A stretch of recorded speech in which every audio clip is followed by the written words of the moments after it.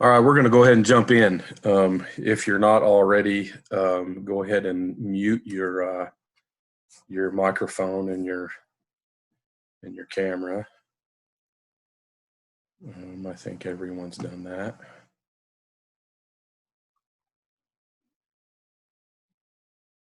Yes, good. We're going to cover quite a bit. It'll be a little fast paced, but if you have a question as we go, you can just unmute your microphone and ask away, or type your question in the chat box. I think I got that stuff fixed from last week, and so we'll see how this goes. Last chance, and it's not really the last chance, but you need to consider for yourself if it's time to register. Today is the last day of just strictly current student registration. Beginning tomorrow, new student registration opens up. Now, here's something that happens, and apparently over this last week, we're already starting to see evidence of this potentially happening for this coming fall as well. When there's a downturn in the economy, when there's significant job losses, a recession, something like that, community colleges, trade schools, vocational schools. Hey, Trelico, there you go. Morning.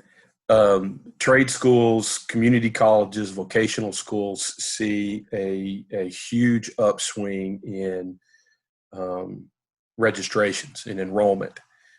Maybe that's because of finances. You can get Pell Grant and financial aid. Maybe it's because of job change. Whatever the case may be, there's expected to be quite a big okay, Zeke, fine, no worries. If you have to bail, that's fine. You know, this is recorded, and I put this up in, so today's lecture is going to go up in the week 13 Blackboard folder. But at any rate, just know it is vitally important for you to get registered as soon as you can. There is going to be competition for classes, and only a finite amount of resources, only so many seats to fill a class. We can only overfill a class by so many, and it's difficult to just create new classes because of classroom space and all of these other factors that are beyond our control. So to ensure that you get the schedule that you want, to ensure that you stay on track and on your schedule to graduate, complete your degree when you would like to, don't hesitate to register. Get with your advisor. You can hang out after class today, and I can get you registered, whether I'm your advisor or not. Get your registration taken care of. So today, another maybe little change. I want to talk a little bit about your written report. We're moving from an oral presentation to just a written report. I'll talk about that today, and what your lab assignment will be for this week. It's going to be a little bit unusual, and I'm going to cover a lot of stuff quickly today. Week 13 now, this week is going to be about plate presentation. And so I'll dig into the details here now. When you go out to eat, I'm going to show you a few pictures here from different parts of the world, mostly here in the United States. This is what you get in the everyday diner, everyday restaurant. This is not gourmet, not high end, certainly not Michelin star rated restaurants, but just your your everyday catfish place, or chicken house, or McDonald's, just regular old restaurants. Look at the plate. That's what I want us to focus on these next few slides. If you just look at the plate, it's putting slop on a trough. Really, the food may be great and wonderful and marvelous, may smell wonderful. The smell may be inviting. You take one bite and it's just, a symphony on your taste buds. But we eat with our eyes first. I'll probably repeat that several times today. We eat with our eyes first. We eat with our eyes first. And if this is what you see first, is that very inviting? This is the Blue Willow Inn. How about, this is a particular kind of chili. So it's not spaghetti, but it's just a plate of spaghetti noodles. It's beef and bean chili with a giant mound of shredded cheddar cheese. As delicious as that may sound, or as terrible as that may sound, how inviting is that plate? I mean, come on, you even have, spaghetti just dangling off the sides of the plate. The plate is so full. I don't remember what restaurant this is, but that just looks, I don't know what that looks like. There's burnt toast. You see that? The very bottom of the plate underneath that pile of fries, that is burnt toast. Then a pile of fries, and then loaded with brown gravy that, look at the left-hand side of the plate over here. The gravy even spills over the plate. Just a bunch of slop on the plate. That may be delicious. I don't know that I would want to try it, but we eat anything once. That may be delicious, but where's the eye appeal? What draws me into this plate? What makes me want to eat this?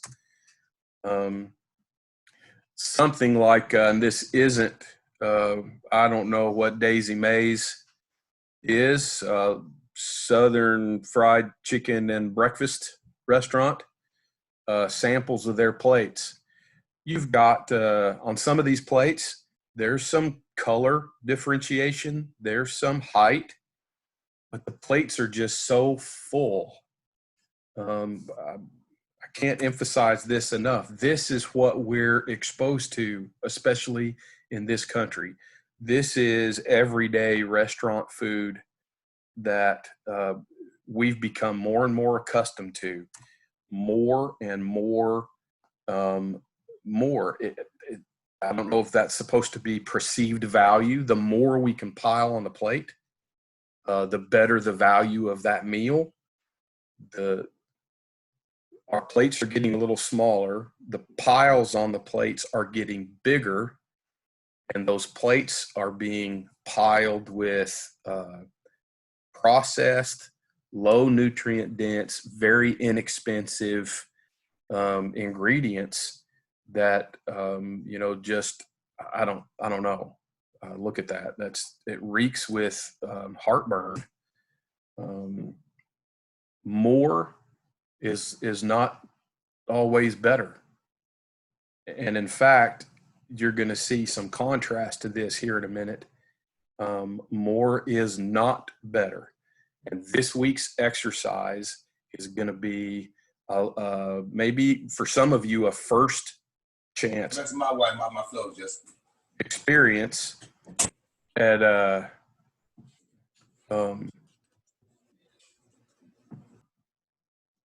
eliminating more and doing what's eye appealing as well as nutritionally sound.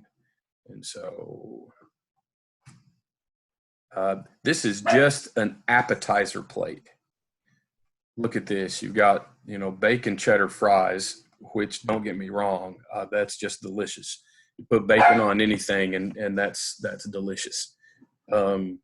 Onion rings or onion strips, hush puppies, just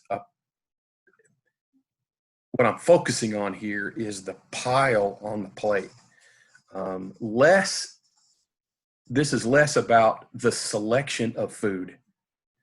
We can talk about that at another time. You'll talk about that in Healthy Foods and Nutrition. I want us to be focusing on these things that we're exposed to every day that influences even us in the profession. What is a plate supposed to look like? What does a good plate look like?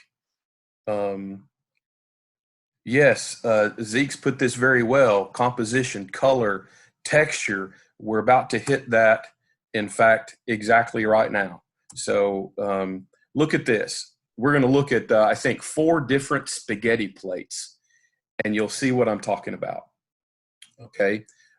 This is very nice photography, and we're not going to talk about photography, but you've got pasta that's seemingly already sauced. You've got the sauce on top. It's garnished. Maybe that's some oregano, maybe that's parsley, maybe Italian parsley, but you've got the sprinkle of herb. There's beautiful color, but the plate is full, with the exception of the rim of the plate. We never want to put anything on the rim of the plate. Well, never say never, but generally we don't put anything on the rim of the plate. Okay, versus this. Now, this plate is still very full, but the color dynamics, just the pasta plain, the sauce on top, and then that the green of the basil leaves on top to give some color contrast. There's a little more eye appeal than this, versus we can't see the whole plate, and the angle of this picture makes it difficult to see, but this is in the center of the plate. Those are just little grape tomatoes. And this is an architecturally, if you will, architecturally designed, this very intentional cylinder of pasta, a little mound of pasta to give height. The sauce is all with the pasta, and it's in a compact place with a little drizzle all around the plate. There's more negative space, there's more white space on this plate than there is a pile of pasta, versus this. Very, very intentional how this pasta was placed. There is clearly 3 different sauces. That is micro basil, which is just, brand new. It's baby basil.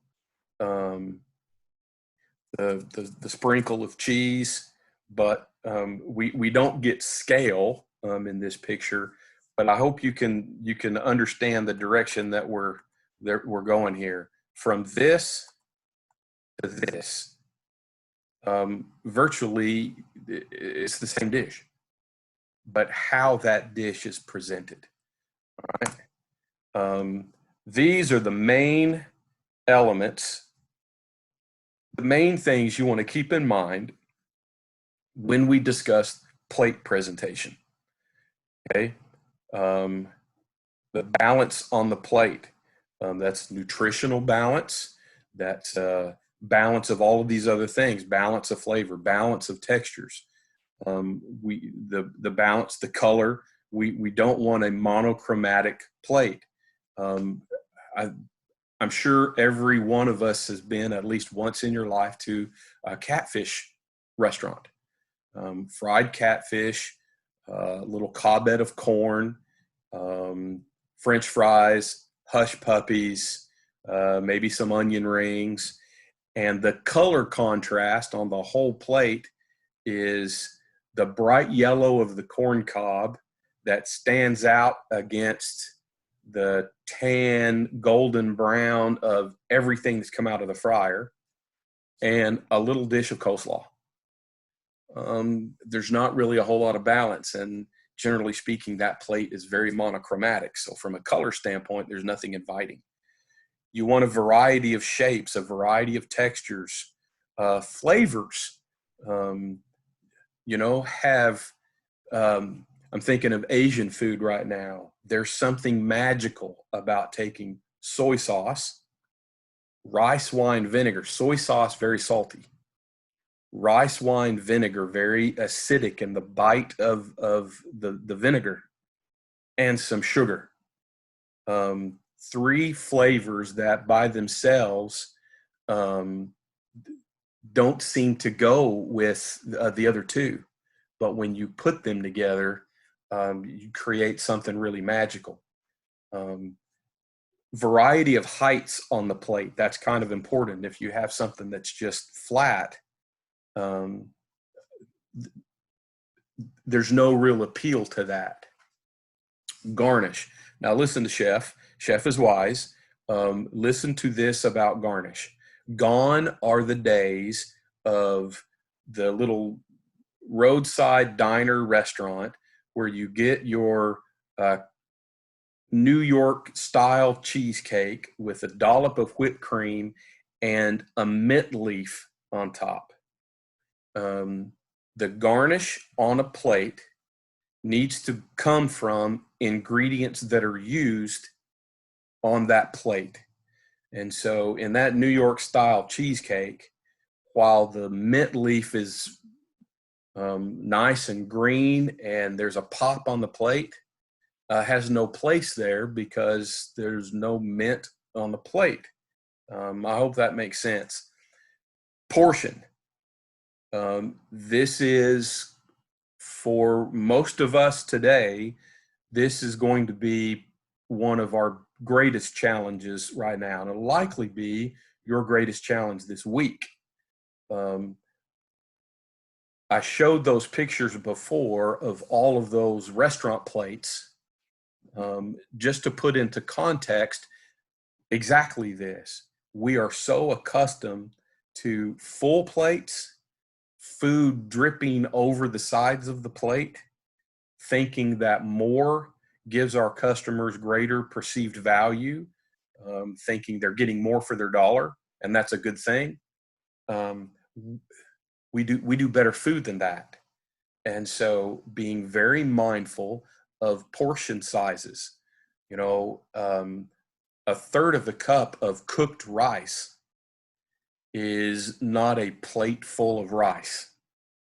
And so from a nutrition argument, portion size matters. From an aesthetic argument and how we design a plate, portion also matters. So the first thing you want to do, and this is going to be part of your lab assignment. Your lab assignment this week is to cook something. A plate, dinner. So hopefully everyone is still, you're eating, and at least 2 or 3 or 4 or 5 times a week, you're cooking something for dinner. At least once in the week, hopefully you have a well-balanced dinner. For this exercise, as much as it's possible for you, I want you to consider a protein, a starch, a vegetable, a sauce. Okay. This week, we're not talking at all. I'm not evaluating. I'm not assessing. If you do a chicken plate, was chicken done well and done right? And is this cooking method the best cooking method for that protein, or how well you executed the recipe? I'm looking more for some artistic creativity as you design a plate.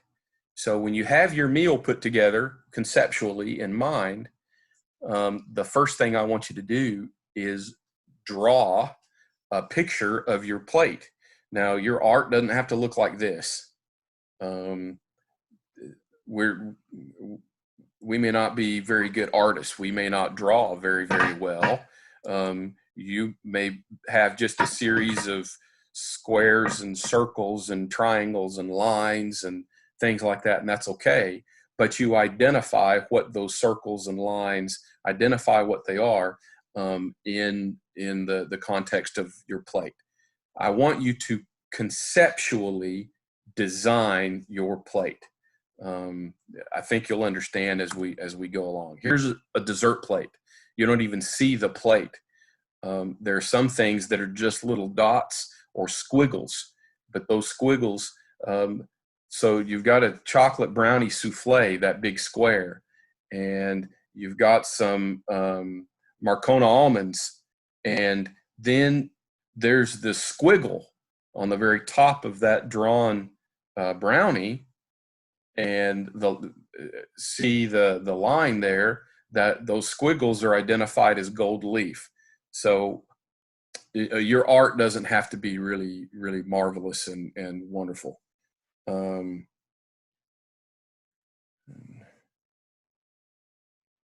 Zeke, that's exactly, thank you for that observation. That's exactly what we're looking for. You conceptually consider contrasting textures, but it does unify the plate.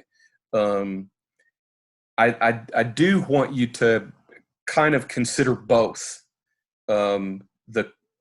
the components that you're using, as well as how that fits in the greater design of your plate and that plate presentation.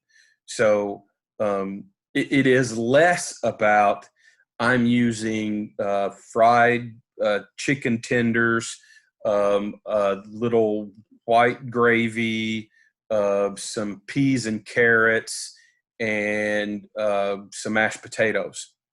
I want you to identify those things, but this is more of an exercise of how are you going to design on the plate those chicken tenders? Where is the sauce going to go? How are the chicken tenders gonna? So you'll have to use a different. Say that again. Did somebody have a comment?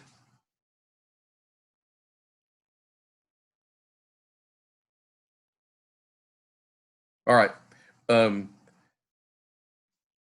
So again, going back to Zeke's question here, I want us to consider both, but the primary consideration is the design of the components that you're going to put on the plate.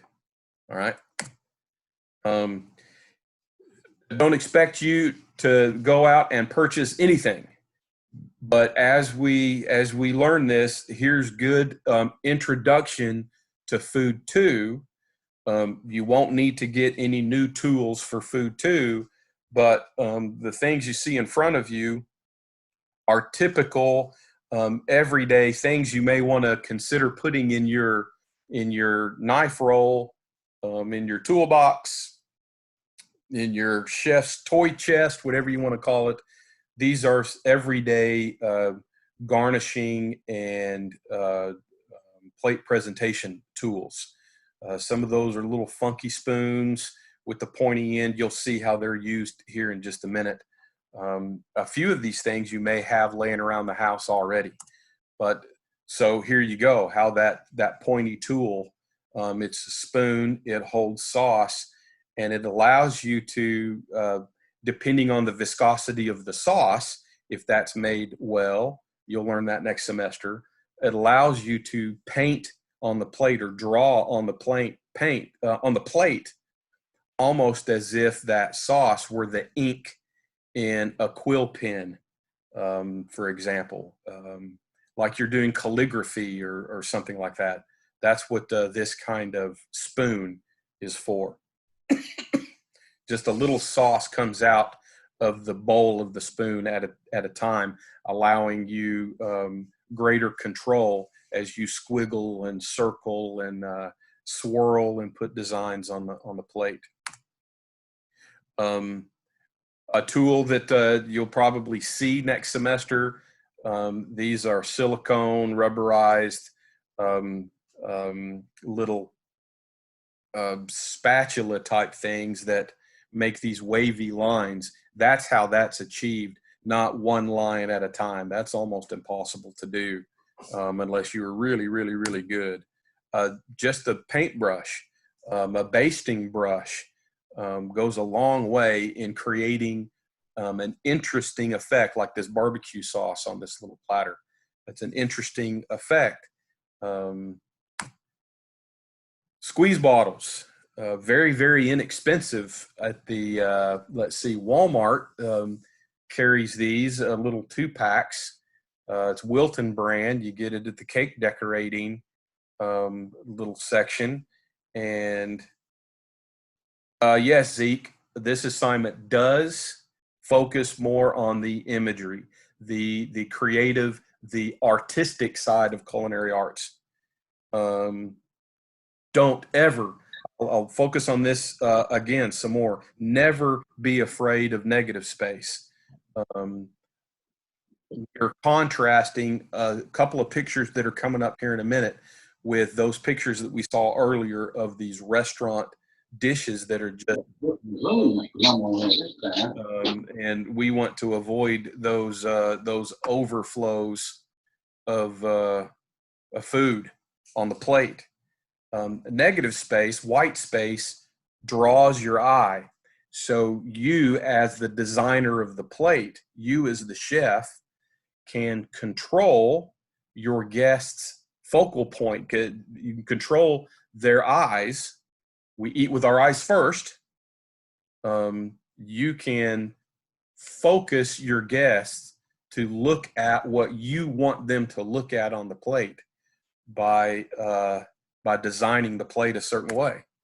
And these are some of the ways in which that plate, here's some other things, all just with sauce. I mean, the sauce is usually the base, the foundation, the starting point of how your plate design is going to be constructed. You'll have this PowerPoint up in week 13 a little later on today, so you'll be able to refer back to these. Look at them all you want. Try to figure out how they do this if you want to try to employ some of these little design ideas in the plates that you're going to do. So here's a very simple, is mashed potatoes, vegetables, a little steak, and some sauce. This is a simple, simple, simple plate. But look, with a little attention to detail, beginning with the potatoes, the potato puree, how these vegetables are placed, where the steak is placed, how the sauce goes on the plate, and you don't have stuff dripping everywhere. This is how I want you to start thinking, okay? Here's an example. Look at these components laid out on this wood cutting board. These are individual components of a plate. And so we're going to see here in a minute how this plate is constructed with these individual components. So looks like there's some crunch, maybe with some, I would guess there's some toasted pecans. So starting up at the very, very top at say 12 o'clock, and we're going to go counterclockwise. This is some kind of sauce. I'm not sure what that is. Maybe a honey mustard type glaze, maybe an apricot type something. This is probably to go now to 11, 12 o'clock. That's probably some toasted pecans, little pecan pieces. Then we have maybe potato, could be cauliflower, could be potato and parsnip puree. That would really go with this dish pretty well. Then looks like multicolored carrot maybe. Then down here at 6 o'clock, there's a sausage, brats of some kind, or kielbasa, just some kind of a sausage. I believe, and it would make sense to me, this is probably some small diced apple, maybe a little apple compote to go with this pork chop, bone-in pork chop. And then looks like some onions, little pearl onions, been roasted, and then right in the middle, some herbs. I can't tell on my screen really clearly what that is. There may be some pieces of chive and could be some parsley in there, but these are the components that are going to go on the plate. And so this person, this chef, takes these components and begins to build his or her plate, starting with the puree and the sauce. Okay, I promise you this. Going back to drawing a picture of the plate, you're beginning with the end in mind. If you've ever heard of Stephen R. Covey, that's kind of a Stephen R. Covey personal productivity and success mantra. Start with the end in mind. And this is the beginning, but one step before cooking all of this was probably pulling out a piece of paper, a notepad, and sketching out, this is where I want all of these components to go. Then it's time to build. Puree, sauce. I'm going to place the meat. Look, here is a problem that a lot of us have, at least in the culinary school. If I give you, and you will experience this in food too, so make note of this. In the middle of the semester, we're all going to grill ribeye steaks. For your practical exam at the end of the semester, I may give you a ribeye steak. How you cook it is up to you, but I'll be focusing on plate presentation. A whole entire 2-inch cut, 14-ounce ribeye steak, you don't have to use the whole thing. Chef here didn't use the entire pork chop. The bone's been trimmed out, and here's just 3 decent sized pieces of that pork. This is probably 3 to 4 ounces of protein on the plate. There's your portion. You don't have to use the whole piece that you've been given. Intentionally placing the sausage and the onions. Now the vegetable that is starting to give some color contrast to the plate. Finish it off with, I believe, apple and the pecan, and then the herbs. Now, all beginning with this, we end up with that. A lot of color, a lot of negative space that draws your eye. My eye is naturally drawn to that center line, that center piece of pork, and that's the main protein. The balance in vegetable, there are many different vegetables, a little bit of starch, the protein, I think that's a pretty good plate. That's why I put it up here as an example. So here's what I would like you to do for your lab this week. Okay, consider a meal. You're going to cook dinner for yourself, for your family. Have dinner this week. Okay, here's your part A. An example of what I was talking about. I have 2 examples here. So this is someone that on the left-hand side thought out this, it's a dessert, I think, of some kind.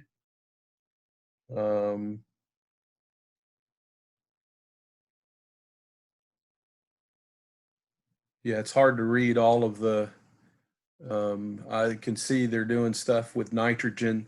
I don't care as much this week, again, about the specifics of what you're doing. I certainly identify it. If you're doing chicken, I want to know you're doing chicken. But I want you to draw out and identify what you're going to put on your plate, how you're going to put it on the plate. Keeping negative space, height, textures, color, flavor, balance, all of those things that we looked at before. Okay, draw it, then execute it.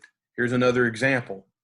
Okay, this time on the right hand side, all of the conceptual, this is what I intend to do and where I intend those ingredients to go. And then on the left, this was chef's execution of the plan on the right-hand side of the screen. I want to see your plan. Again, this is not about your artwork, okay? This is about before you cook. I want you to, on a piece of paper, put this, design your plate, draw out your plate, then prepare it, and use that drawing as a guide. You took the time to think about what you were going to do, and then you did.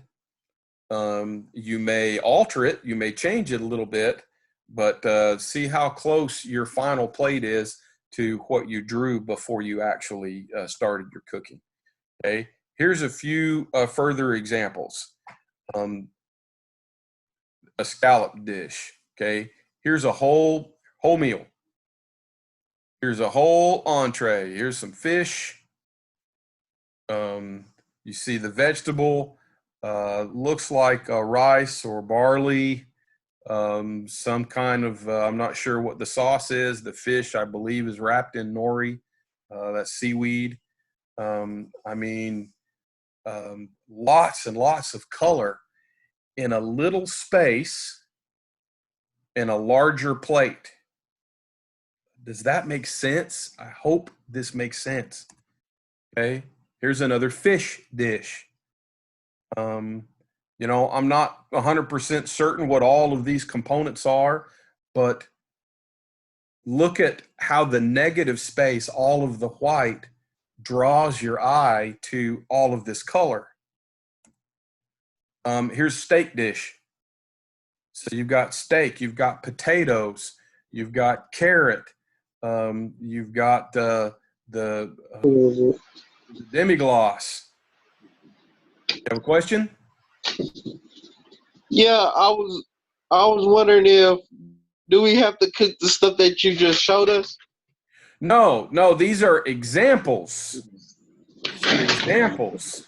How I kind of want you to think about designing your plate. You can cook fried chicken. You can cook a pork chop. You can cook a steak. You can cook whatever it is you're going to have for dinner. Cook that dinner. You understand what I'm saying? Yeah, I can cook anything for dinner. Cook anything for dinner, but I don't want you to just pile it and slop it on the plate. I want you to think about different colors, the textures. I want you to create a little height on the plate, like some of these pictures that I'm showing you. Okay. All right? All right. Good. So your lab assignment A, here's a dessert. Okay. I'm not after you doing something so intricate. Again, these are just examples of the kinds of things I want you to think about. Height, texture, design, color, flavor, balance, something that's interesting on the plate. Create some height. Whether you have everything in the middle, everything off to one side, everything spread out in different places on the plate, just avoid what I call Denny's plating. You know, you go to Denny's and you get that grand slam and you got hash browns and bacon and sausage and pancakes and eggs and everything just piled on the plate. Okay. And it's not a feeding trough. how to do some of these other things, you'll learn later on in school. This is a first experience. Think about this kind of architecture on the plate. This is part of the art of creative arts. And so your lab assignment A will be 2 pieces. Your lab assignment A will be the drawing of your plate and then a close-up of your finished plate. Okay? So we don't have scanners. You don't, unless you have a scanner at home, you can draw on a piece of paper and then snap a picture of it with your phone and use that as your, just like you would take a picture with your phone of your plate. All right. You'll upload 2 pictures, picture of your drawing, picture of your plate.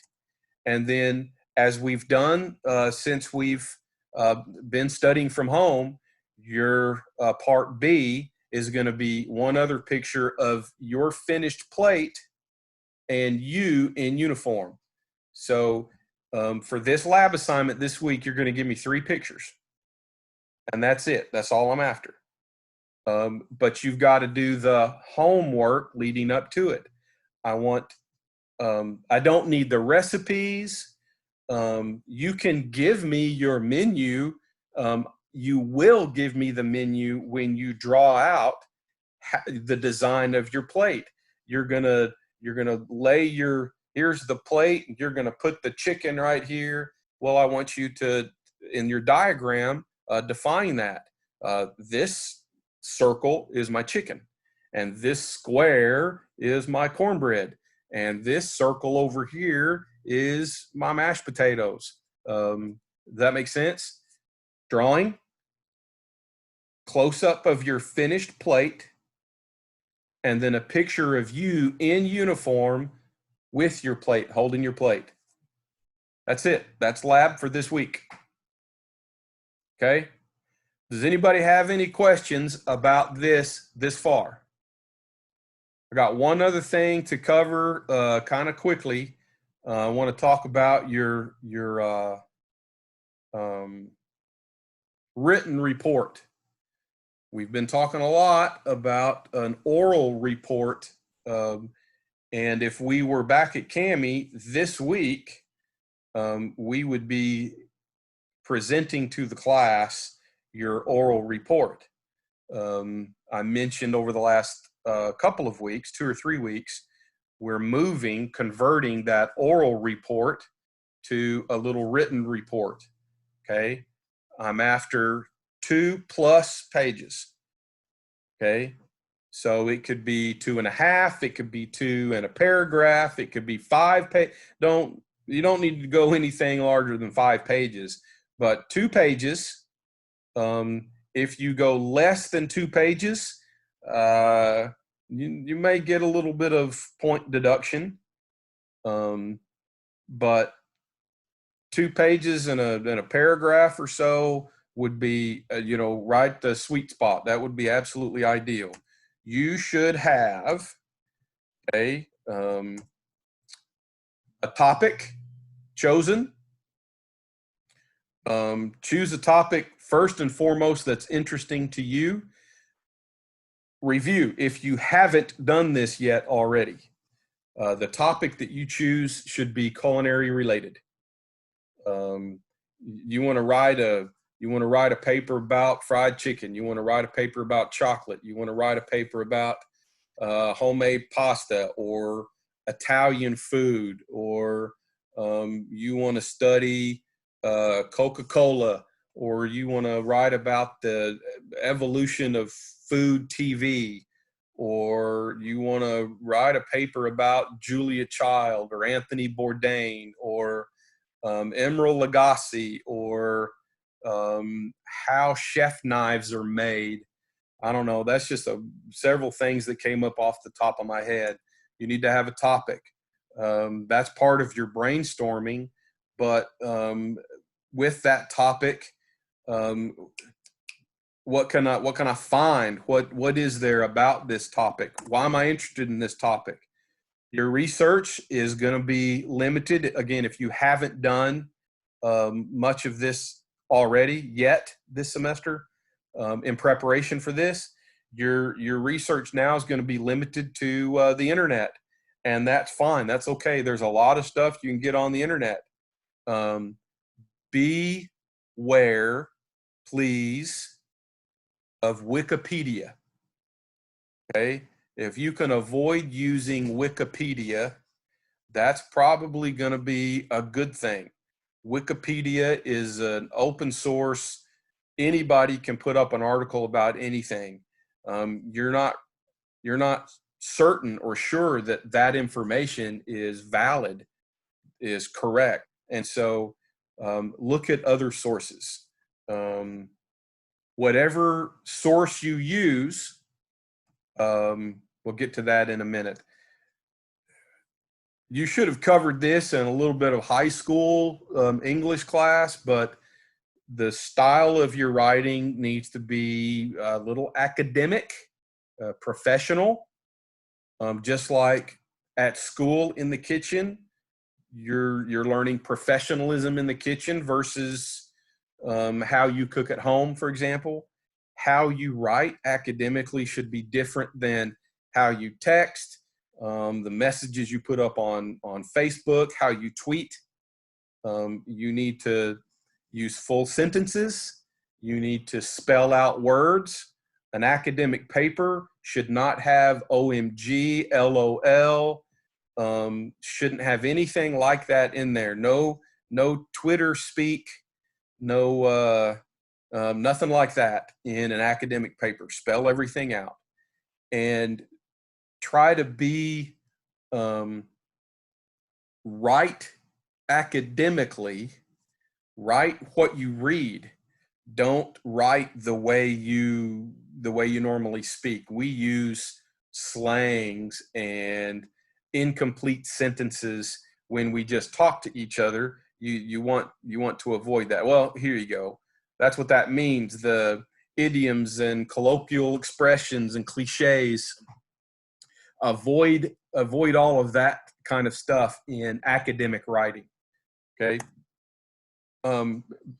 Be pretty clear in what you're stating and the bulk of your paper. So you should have like an introductory paragraph. This paper is about Julia Child, and maybe a little bit of your interest in Julia Child, why you wanted to research Julia Child. Then the next page and a half or so should be support of what you state in the first paragraph. If you state Julia Child is an interesting culinarian, the bulk of your paper should talk about why Julia Child is an interesting culinarian. What are the things that support your assertion that Julia Child is an interesting culinarian? Does that make sense? Kind of clear as mud? And then you'll write a conclusion at the end that is not a restate of the introduction, but summarizes the whole rest of the paper. Don't be too general in your writing. Be fairly specific. I want your paper. I'll put up a little instruction sheet here in a while as soon as I load up our PowerPoint as well. I want you to use 12-point font size. So don't go into the 16, 18, 20-point font size. Don't get into the 72 font size where you put 2 lines and there's your first page. No. 12-point. Times New Roman type of font, that's free font that everybody uses, or a font similar to that. I want your margins to be 1 inch. Top margin, bottom margin, left and right margin need to be set to 1 inch. And That's pretty straightforward. That's the space that you have to work in. It doesn't matter. You can title it at the top of the first page, but I don't necessarily care for a whole big header that says your name and you're writing this for Culinary 1302, Food Production 1, for Chef Hall, la, la, la, la, la. Don't take up a bunch of space with a big header. You're going to upload this just like we've talked about with all of your other assignments. You're going to upload this paper into Blackboard, and so it's saved in your Blackboard space. It's not going to get mixed up with anybody else. No need to identify it any further. All right. Proofread, proofread, proofread, proofread. If it helps for you, 90% of the stuff that I send out, I don't ever proofread, and 95% of the stuff I send out has mistakes and errors in it. Academic stuff, I go through spell checkers. If it's really, really, really important, my wife is my #1 editor, and she gets red pencil in her hand, and I end up with a whole bunch of errors, but those errors get corrected before I submit something, before I turn something in, before I send something on. That's, academic or professional writing. That needs to happen. In fact, if you have someone else read your work, 2 things happen. One, in the proofreading, misspellings, poor punctuation, things like that get corrected.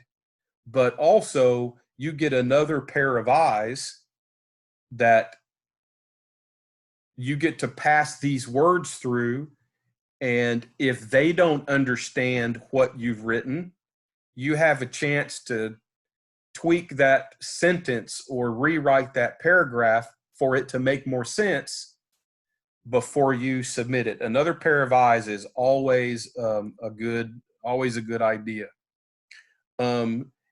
In academic writing, there could be a bibliography page, a references page, a works cited page.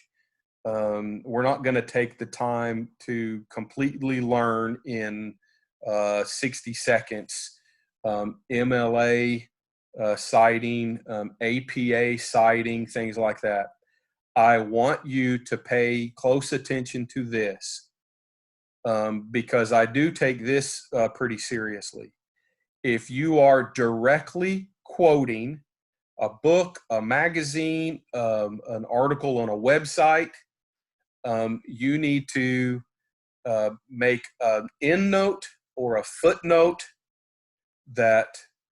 and put that exact quotation in quotation marks. That tells the reader that you are borrowing someone else's words. Okay, that's important. In academic writing, that's very important. If you are borrowing someone else's words, you need to give credit to that person or that magazine or that book or that website. You don't have to do that if they're your own words, okay? But if you don't put those quotations there and you borrow someone else's words, that's called plagiarism. And that's an academic no-no. So you see on the screen in front of you an example of APA style reference citing. This is a website to help you with citations that can get really, really intricate. Just know I want you to put in quotation marks the words you're borrowing, and I want you to cite at the bottom of the page. If you're using Microsoft Word, for example, there's a tab on the top that says references. And if you click on reference, then you can decide, is this an endnote? Is it a footnote? So on and so forth. That's it for today. Okay.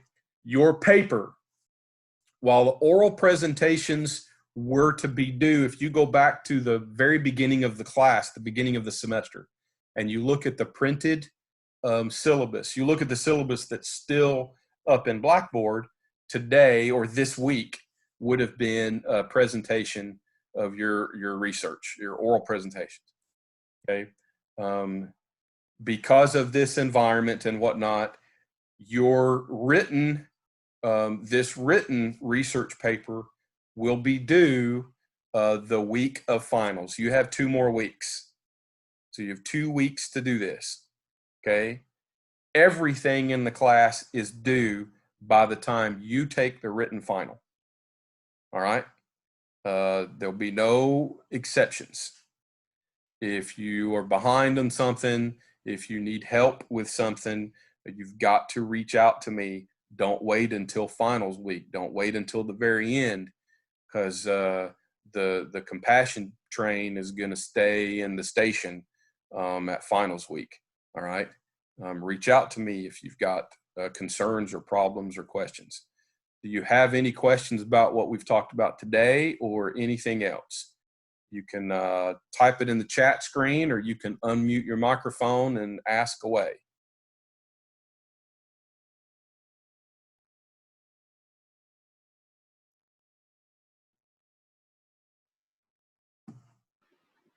Ask that question again. You were muted. Don't sound like no Uncle Russell. Just tell him, man, what you. Can I get the Zoom number so I can write it down? What Zoom number do you mean? ID number? Your ID to The one that Had to have to get on today. that had to get on today. you're going to get this. You're going to get a recording of this. Okay. Oh, Okay. You'll get that. You'll get the recording through Miss Bailey. okay. All right. All right. That's it. Thank you. Anybody else? If you don't have any other questions, have a great day. We'll talk again next week. You can end the meeting. You can log out. I'll hang around for a minute if there are any last minute burning questions.